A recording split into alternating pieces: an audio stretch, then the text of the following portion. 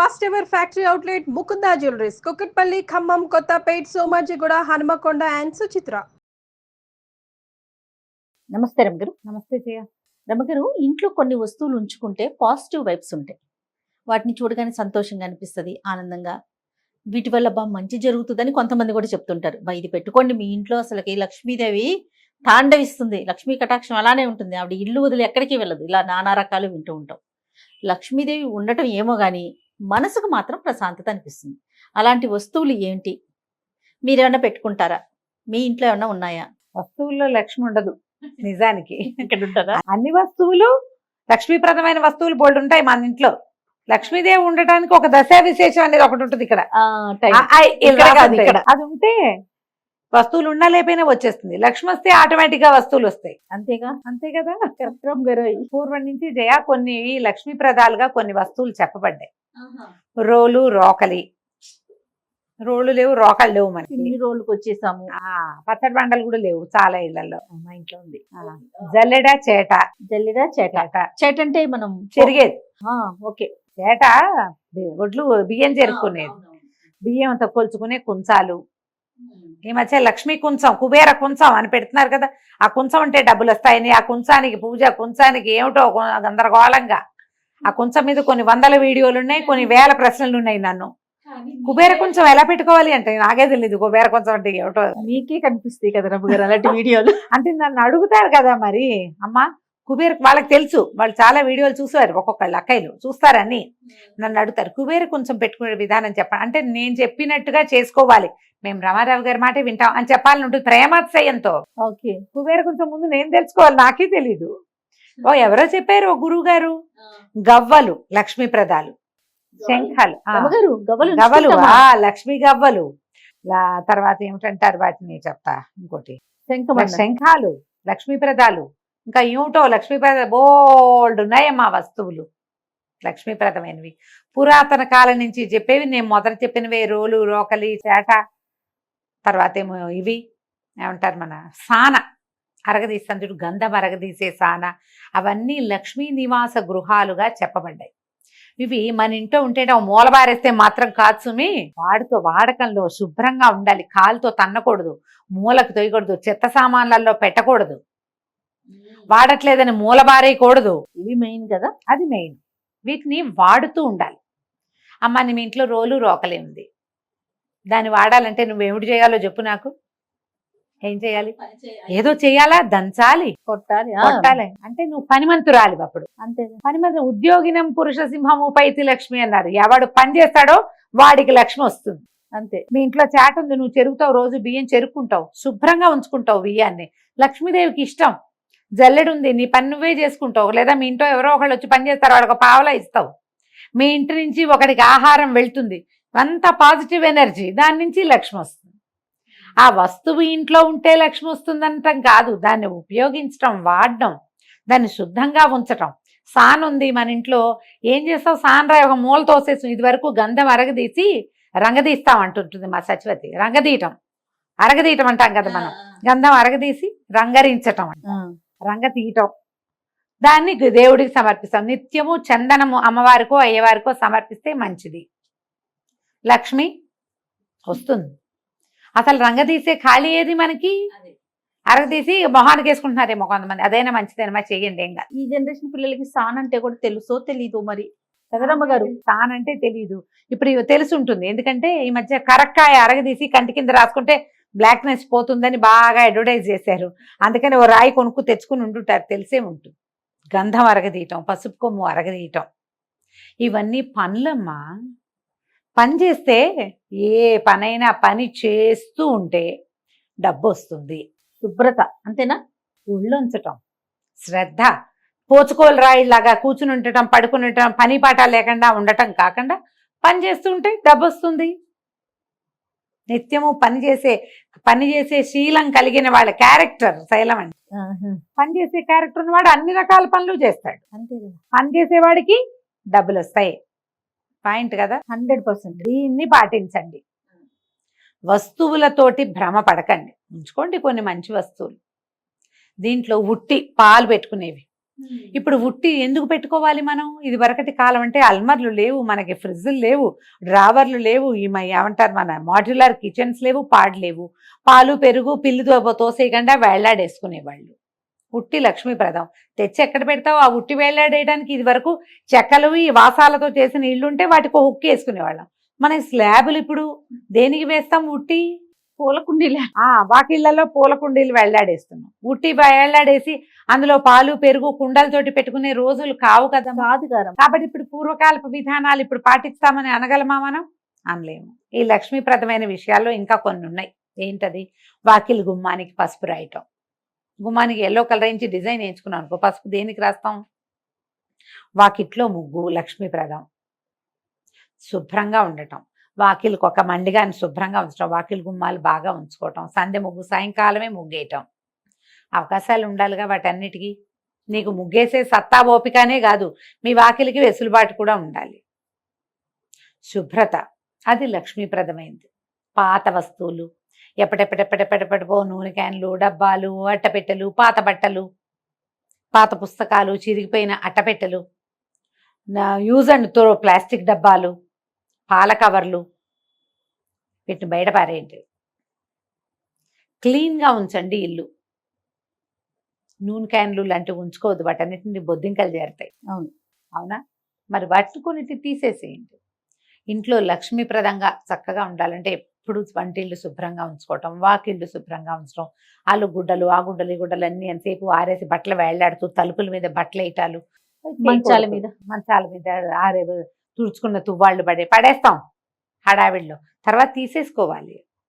పడేయకుండా ఎవరుంటారు? ఎవరో అంత జాగ్రత్తగా ఉండేవాళ్ళు. ఆ చేతిలో వస్తువు పక్కన వేస్తాం కదా, తీసేసేయండి. పాత వస్తువులు ఉంచద్దు.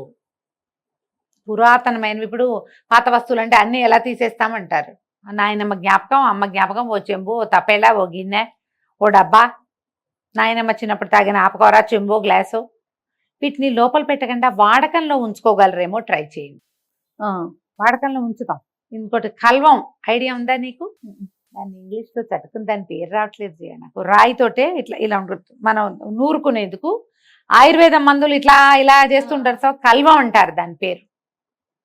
అవి కూడా లక్ష్మీప్రదాలే, రాతివి. కావాలంటే ఉంచుకోవచ్చు. వాటిని కూడా వాడాలిగా. అందుకని మనకు కూడా లక్ష్మీ స్థానాలు, నొసలు, కంఠము, మణికట్టు, ఇవన్నీ లక్ష్మీ స్థానాలు. అందుకని వీటిని ఇక్కడ ఆభరణాలతోటి ఉంచుకుంటాం. ఇక్కడ బొట్టు పెట్టుకుంటారు, లక్ష్మీ స్థానం ఉంటారు. నుదుట్లో బొట్టు పెట్టుకుంటాము. నొసలు ఇది లక్ష్మీ స్థానం. అందుకని నెత్తి కొట్టుకోవటాలు అవి చేయకూడదు అంటారు. నెత్తి మీద చేయి పెట్టుకుని కూర్చోకూడదు, కొన్ని పనులు చేయకూడదు అంటారు. పిల్లలకి చెప్తాం, ఇళ్ళల్లో ఎక్కడ పడితే ఎక్కడ తలకాయ దూకోవటం, ఆ దువ్విని జుట్టుని తీసి బయటపడేయకుండా అలాగే వదిలేయటం. వెంట్రుకలు ఉంటే ఇప్పుడు మనందరికీ హెయిర్ ఫాల్, ఇల్లంతా జుట్టు కనపడుతూ ఉంటుంది. కనిపించినప్పుడు తీసేయండి. ఒకసారి ఊడ్చినా తుడిచినా కూడా నేలకు అంటుకుని ఉంటుంది. కనపడ్డప్పుడు ఎత్తి బయట పడేసుకుంటూ ఉండాలి. చెత్త బుట్టని కూడా లక్ష్మీ స్థానంగా చెప్తారు. చీపురు ఏమిటో నాకు ఆశ్చర్యంగా ఉంటుంది, ఏమిటి ఎందుకు దీన్ని కూడా చెప్తారు అని. అదే కదా మన ఇంటిని శుభ్రంగా ఉంచేది. అవును కదా. అందుకని అలాగని దాన్ని పూజ చేస్తామా? కాదు, దాన్ని ప్రాపర్ గా పెట్టుకోవాలి. ఇప్పుడు వీటన్నిటికీ కూడా పూజించమని, వీటి పసుపు రాసి బొట్టేట్టమని కాదు, ప్రాపర్ గా వాడండి, ప్రాపర్ ప్లేస్ లో ఉంచండి. వాటిని తన్ని తగిలి చేయకూడదు. చీపుళ్ళకు కూడా కాళ్ళు తగిలించకూడదు. అవును, చేట, పోగెత్తుకునే చేట. పోగెత్తుకునే చేట అంటే పోగెత్తుకునే చేటలు ఇప్పుడు వచ్చినాయి. అంతకు ముందు పోగులు ఎలా ఎత్తేవాళ్ళు ఏమో నాకు కూడా తెలియజేయా, నాకు తెలీదు. పేపర్లు ఎత్తుకునేవారంటారా? అప్పుడు పేపర్ల కంటే ముందు ఏముండేవో తెలీదు నాకు కూడా. తెలిసిన కాడి నుంచి చేటను చూస్తున్నారా? చూస్తున్నా. దీనికంటే చాలా ముఖ్యంగా మా ఇంట్లో చెరిగే చేటలు ఒకటో రెండో, ఒకదాని మజ్జిగ కవ్వం ఒకటి, చల్లకవ్వం, అది ఉంచుకోవాలి. చల్లకవ్వం కూడా లక్ష్మీ స్థానంగానే చెప్తారు. చల్లకవ్వం ఇనపది, స్టీల్ది, ప్లాస్టిక్ది కాకుండా చెక్క కవ్వం ఉంచుకోండి, అవి మంచిదంటారు. పప్పు గుర్తుంటుంది చాలా మంది ఇళ్లలో, అది కూడా లక్ష్మీ స్థానంగానే చెప్తారు. కుంపటి, అది కూడా లక్ష్మీ స్థానమే. మన ఆహారానికి అదే ఆలంబన కాబట్టి. ఇప్పుడు కుంపట్లు ఎవరికి కావాలి? స్టవ్లు తుడిచి ముగ్గేసే వాళ్ళు కనపడరా జయ? కొంచెం ముగ్గేస్తారు కదా. ఆ అబ్బాయి ఎవరిదో ఒక వీడియోలు చూశాను నేను మొన్నటి దాకా. ఏమిటి సంక్రాంతికి ప్రతిరోజు ఒక ముగ్గేసాడు కుర్రాడు. చూపించారు నాకు కూడా. వాకిలి ఉడిచి వాడే చక్కగా ముగ్గేసి, ఏదో పేరు కూడా ఉంది, పేరు బ్రెయిన్ నుంచి వెళ్ళిపోయింది. ముగ్గులు కుర్రవాడే అబ్బాయి పేరు. అవును. స్టవ్ కి ఇట్లా హారతిస్తూ కూడా కనపడుతుంటాడు అబ్బాయి ప్రతిరోజు. అంటే మరి వీడియో కోసం చేశారు. ఎవరు హారతి ఇస్తారమ్మా? నేనైతే చేయనమ్మా, నిజంగా చేయను. మేము ఎప్పుడు చేసేవాళ్ళని తెలుసా జయ? ఇప్పుడు ఆ విషయం చెప్పాలి. పెళ్ళిళ్ళప్పుడు గాడిపోయి తవ్విచ్చేవాళ్ళు జయ. పెళ్లికి 3 రోజులు 2 రోజుల ముందు వంట వాళ్ళు వచ్చేవాళ్ళు. గాడి తవ్వి మొదట నిప్పు వెలిగించినప్పుడు దిగుదుడిచి కొబ్బరికాయ కొట్టి హారతి ఇచ్చేవాళ్ళు. ఏంటంటే పెళ్లి వంట చెడకుండా ఉండాలి, పెళ్లి సజావుగా సక్రమంగా అవ్వాలని. అప్పుడు తప్ప పొయ్యికి హారతి ఇవ్వటం, హారతి కర్పూరం దిగదొడటం నేనైతే చూడలేదమ్మా. మాది పురాతన వంటిల్లే, నేను కూడా పురాతనమే. వంటిపోయి పొయ్యి అలికేవాళ్ళు, పొయ్యేసి అలికినప్పుడు ముగ్గేసేవాళ్ళు. రోజు ఆ పొయ్యి అలికేవాళ్ళు. నాకు బాగా చిన్నతనంలో 8-10 ఏళ్ల లోపే. తర్వాత క్రమంగా మేము స్టవ్లోకి దిగాం. ఏదైనా పిండి వంటలప్పుడే పొయ్యి పెట్టుకునేవాళ్ళు. పెద్దగా ఈ అలుకుళ్ళు ముగ్గులు వేయటాలు అవి నా దగ్గర తగ్గిపోయిన. ఊళ్ళో మాత్రం నేను చూసేదాన్ని పొయ్యి అలుకునే వాళ్ళందరూ నాకు తెలుసు. మా ఇంట్లో తగ్గింది కానీ మేము గ్యాస్ స్టవ్, తర్వాత మా గోబర్ గ్యాస్ ఒకటి చేయించాడు అన్నయ్య.